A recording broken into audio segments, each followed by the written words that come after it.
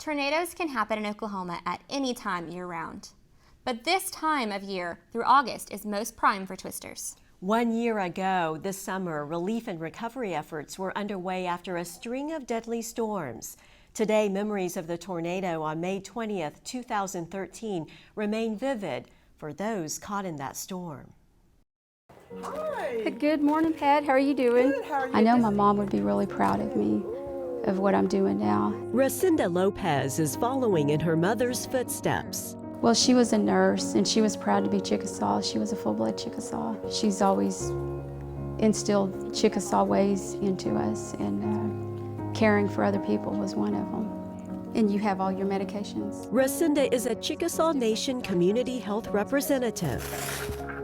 She sees Chickasaw elders daily, visits them in their homes.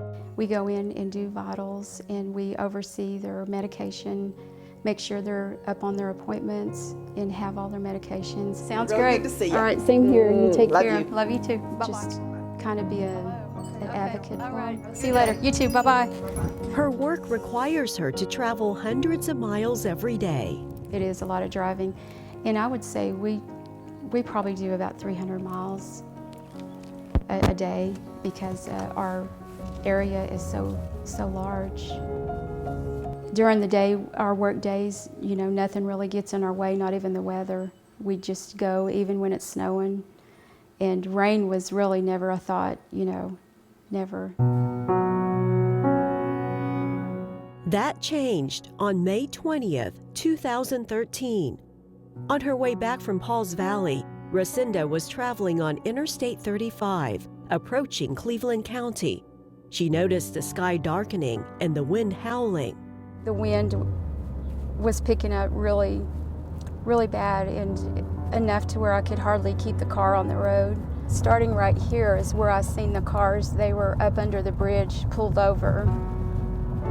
And then I was thinking, well, I will go ahead and go up to 4th Street up to the hospital. There was cars getting off and there was no one else on the interstate, so I thought, well, I better get off here because the hail really started coming down. By then, she was in the city of Moore, right in the path of severe weather. Resenda looked for shelter. Her third try, a department store. So I went to Kohl's. They had already had the door locked, but the manager was up in the front, and she let me in. And they were giving people pillows and telling them to go to the back and sit until it went over that it was headed right our direction. We had a lot of ladies that were in there praying, and there was, you know, girls in there, younger girls in there talking about their kids that were there in the school. And then, you know, I think back today and think about how their children, if they were fine. But it was real emotional in there too, because there was some that were calm and there were some that were just hysterical. Resenda survived the tornado. She stepped outside, though, to chaos and destruction. Shaken, she used her phone to snap these photos. As soon as I pulled out of there, there was a girl that was running that was at the light when I stopped at the light, and she was hysterical. She said her mother worked there at the hospital and asked me if I would give her a ride, and so I gave her a ride as close as I could to the hospital, which was just a few feet, and then we realized that it had been hit. I was floored when I did see that the hospital was gone. And then that's when the emotion ran over me, just thinking, what if I would have went there? She wanted desperately to help those in need, but felt trapped by the devastation. Where to even start, you know, and the first responders were already there. And with the hospital being gone, I was thinking, well, you know, where would I take them, you know, and how would I get them there? Because the trees were blocking the road too. There was a lot of trees in the middle of the streets, and the lines were down. A year later, this is her first time to drive through the area struck by the deadly tornado.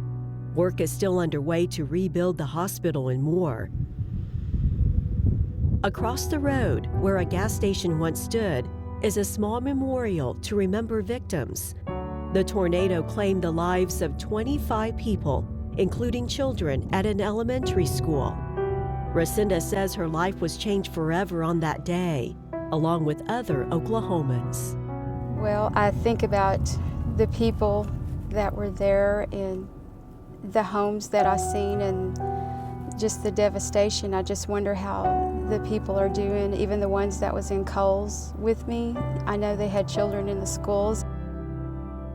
Where I was raised, you know, we were always raised with strong faith and, you know, put God first and He'll take care of us. And that's, you know, there was a lot of praying.